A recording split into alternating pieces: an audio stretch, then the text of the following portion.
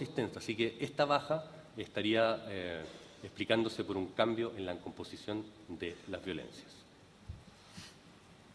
Aquí se volvió loco.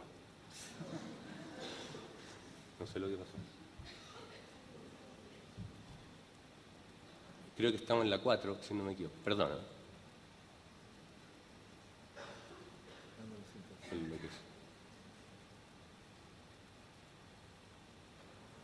Esto es producto de la...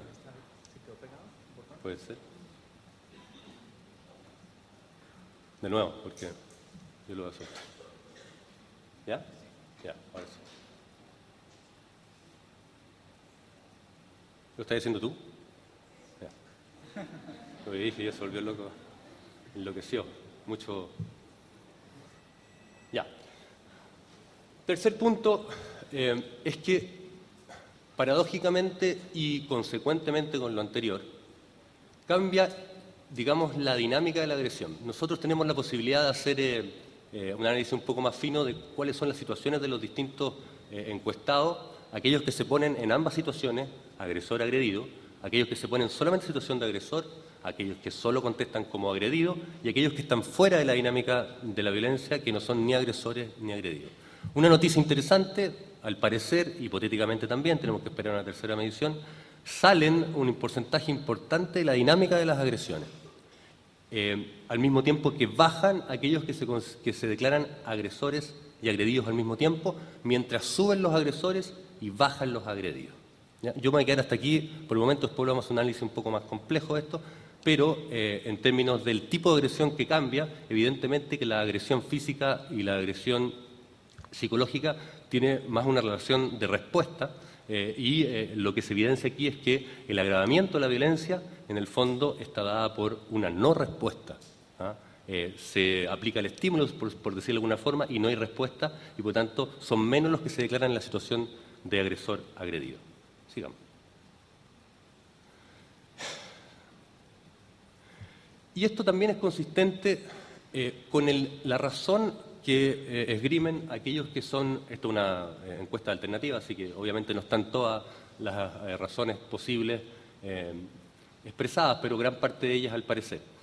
Y esto es consistente con la razón que dan los agredidos. Aparentemente, no voy a citar cada una de ellas, pero aquellas que tienen que ver con la idea de acción-reacción, que tienen que ver más con las violencias menos complejas, menos graves, están todas en retroceso, o la mayor parte en retroceso. Y aquellas que tienen que ver con la idea de estatus, de integración al grupo y de poder, de ejercicio del poder, tienen un importante aumento, lo cual es consistente con el cambio de la composición y con el cambio en la dinámica, como ya lo dijimos. Y esto al final de cuentas, en términos de datos, tiene al parecer un leve impacto, a pesar de haber mucho menos prevalencia del fenómeno, hipotéticamente hablando.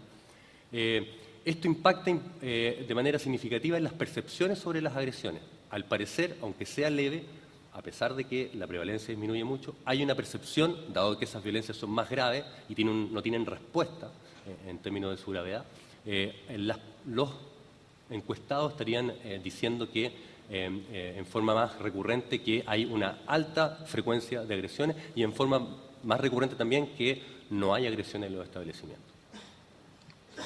¿Cuál es la hipótesis que está detrás? Primero, si uno tomara la idea del ciclo, la idea dinámica, en 2005 teníamos un importante tránsito entre la idea de ser agresor, agredido y observador. Se pasaba en esas tres situaciones producto mismo del tipo de agresión mayoritaria que existía, que eran principalmente física y psicológica. Por lo tanto, había un grado de simetría, si ustedes quieren, entre agresor y agredido que permitía que uno circulara en estas tres situaciones. ¿Qué pasó el año 2007? Hay cierto grado de asimetría que hace pensar más bien en la idea de una respuesta un estímulo sin respuesta y se reduce, aumenta principalmente, y es la buena noticia, el observador, ¿ya? Y eso, en el fondo, lo que hace es impactar en la convivencia escolar de distintas maneras. ¿Cuáles son las hipótesis? La magnitud y la composición de las agresiones muestran un cambio entre 2005 y 2007. Disminuyen las agresiones más frecuentes, como son la física y las verbales, pero aumentan las más graves, especialmente los atentados sexuales contra la propiedad y el hostigamiento permanente, el famoso, o lo que pudiéramos asimilar a bullying. Nosotros construimos el bullying con hostigamiento permanente y con discriminación. Tienen que estar ambas presentes para poder, en el fondo, ser clasificado como bullying. No hacemos la pregunta directamente. Estos cambios son consistentes, tanto los alumnos que se declaran agredidos como aquellos que son o que reportan ser agresores, muestran esta tendencia, una baja en las agresiones más recurrentes y un aumento de las violencias más complejas. Consistente con ello, los motivos para agredir cambian, disminuyen aquellas razones vinculadas a la dinámica estímulo-respuesta, como reacción, digamos, y aumentan los motivos que tienen que ver con el ejercicio del poder y el estatus. Al mismo tiempo, se aprecia un cambio en la dinámica de las agresiones. Disminuyen aquellos alumnos que declaran ser al mismo tiempo agresores y agredidos, y aquellos que solo reportan ser agredidos, mientras que aumentan los agresores y los que no participan de la dinámica de la violencia, ni agresores ni agredidos. Por tanto, los datos sugieren la hipótesis de una transformación en la dinámica, o por lo menos una volatilidad de ella, en que se produce la agresión entre una y otra medición. Estamos hablando de distintas generaciones, o sea, estamos midiendo 2 años después, son generaciones aparentemente distintas. De una interacción simétrica en que predominan las agresiones físicas y psicológicas, que ocurren como una cadena, es decir, como una reacción frente a agresiones, en que los alumnos pueden transitar con mayor facilidad en las 3 situaciones, agredidos, agresores y observadores, a otras con características asimétricas y, por tanto, unidireccional, aplicada a un grupo cada vez más reducido y vulnerable de víctimas. Este cambio impactaría las percepciones sobre la frecuencia, registrándose un aumento de esas percepciones.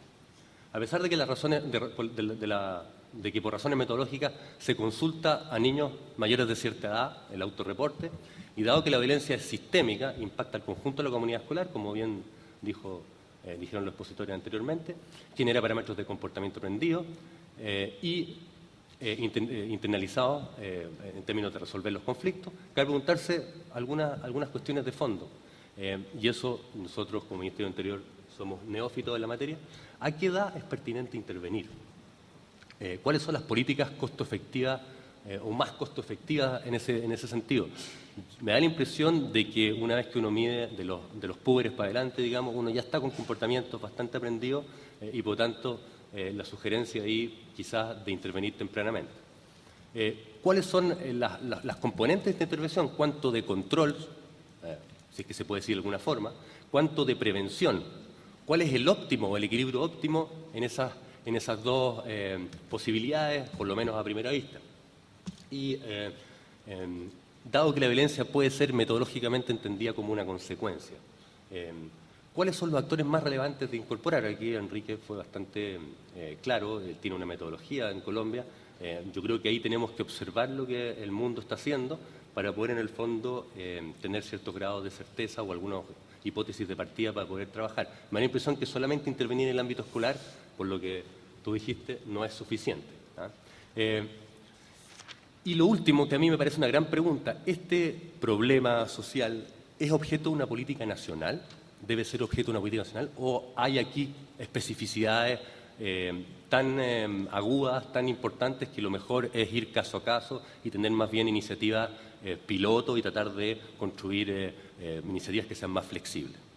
Yo quiero quedar aquí porque el resto lo dijeron los otros expositores, y eso sería mi exposición.